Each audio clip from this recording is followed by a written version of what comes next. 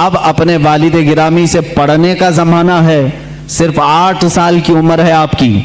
8 سال کی عمر میں علم نحو کی مشہور کتاب ہدایت النحو ہے، وہ پوری اپنے والد سے پڑھی اور اس کی شرح بھی لکھ دی اردو میں، عربی میں. اس کی گائیڈ لکھا 8 سال کی عمر میں. اور جب 13 سال 10 مہینے غالباً 13 سال 10 مہینے کے ہو گئے، آپ عالم بھی ہو گئے اور مفتی بھی ہو گئے. اور اسی دن سب سے پہلا فتویٰ آپ نے دیا رضاعت کے مسئلے پر. سوال آیا تھا، آپ کے والد گرامی نے مسند پر بٹھایا اور کہا بیٹا احمد رضا لکھو اس کا جواب.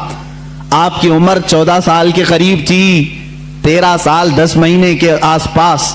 اس وقت آپ نے سب سے پہلا فتویٰ لکھا. میاں فتویٰ پوچھنے والوں کی عمر یہاں 60 سال کی ہو جاتی ہے، لکھنے والوں کی بات تو چھوڑے. وہ 13 سال 10 مہینے کی عمر میں پہلا فتویٰ صادر فرماتے ہیں.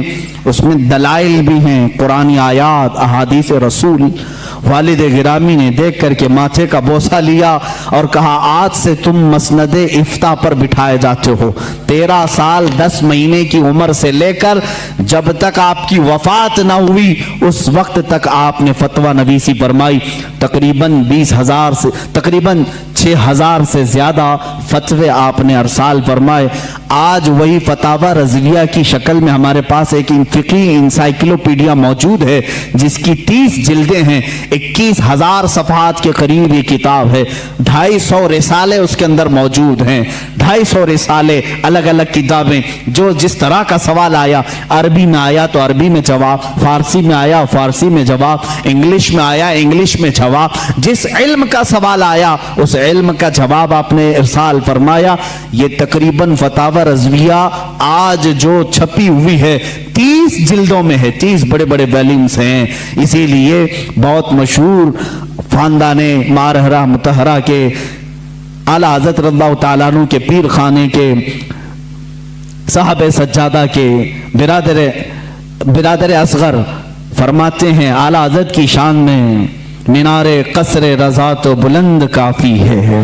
یہ سید اشرف مارہروی صاحب قبلہ ادام اللہ اقبال وہ ابھی آیات ہیں، انہوں نے یہی فرمایا اور حق فرمایا کہ مینار قصر رضا تو بلند کافی ہے، تم اس کے پہلے ہی زینے پہ چڑھ کے دکھلا دو. ارے میاں فتاوی رضویہ تو ایک کرامت ہے، فتاوی رضویہ تو ایک کرامت ہے، ذرا ہدایت بخشش ہی پڑھ کے دکھلا دوں. اعلیٰ حضرت کی لکھی ہوئی نعتوں کی جو کتاب ہے ہدایت بخشش،